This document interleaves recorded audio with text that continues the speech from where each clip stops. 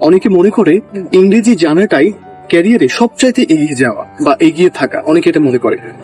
আমার মনে হয় কি যে আপনি যে ভাষাটাই জানেন না কেন, বাংলা, হিন্দি, ইংরেজি, এই ভাষাটা যদি আপনি শুদ্ধভাবে উচ্চারণ না করতে পারেন, শুদ্ধভাবে এই ভাষাটা বলে আরেকজনকে বোঝাতে না পারেন, তাহলে এটা কোনো মূল্য নয় আমি মনে করি।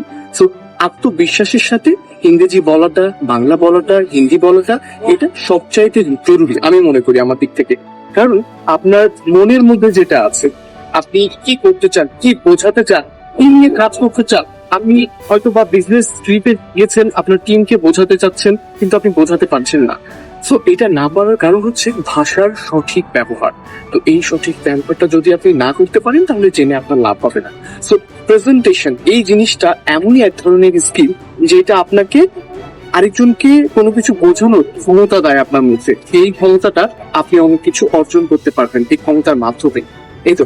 সো আমি সবসময় একটা জিনিসই ভাবি যে আমি সাপোজ যখন কথা বলি বা সাপোজ এই যে আমি গল্প করতে যে আপনাদের সাথে কথা বলছি, তো এই যে গুলিয়ে ফেলছি, কিন্তু গুলিয়ে ফেলার পরেও কিন্তু একটা জিনিস আমি ঠিক রেখেছি যে আমি আমার কথাটা বোঝাচ্ছি, আমি কিন্তু আবার ফিরিয়ে নিয়ে চলে আসছি আমার ফ্লোতে বা আমার টপিকে ফিরিয়ে নিয়ে চলে আসছি আপনাকে। এই তো।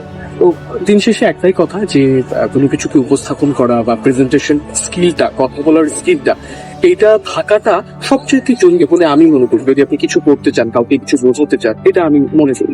আর এটা আপনাকে হাজার, লক্ষ, অনেকগুলো মানুষের মাঝে আপনাকে আলাদা একটা জায়গা তৈরি করে দিবে এবং আপনার একটা আলাদা পরিচয় করে তুলবে। ভালো থাকাটাই আপনার কাজ। টাটা।